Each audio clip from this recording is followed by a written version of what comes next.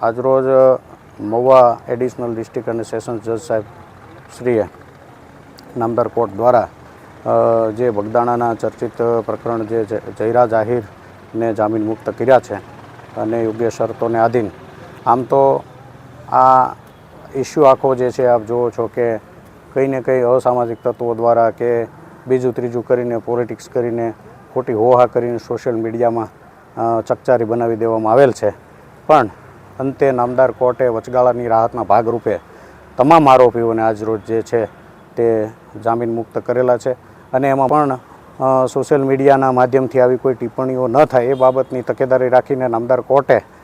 આરોપીઓને જે છે તે જામીન મુક્ત કરતી વખતે પાયાની શરત રૂપે પોતાની સ્વતંત્રતાનો કોઈ દુરુપયોગ કરવાનો નથી, કોઈ સાક્ષી શાહેદો સાથે ઘર્ષણમાં આવવાનું નથી કે ખાસ કરીને સોશિયલ મીડિયા કે અન્ય કોઈ પ્લેટફોર્મો ઉપર આ ચુકાદા બાબતે કે બનાવને લઈને કે કોઈ ચકચાર જગાવવાની નથી.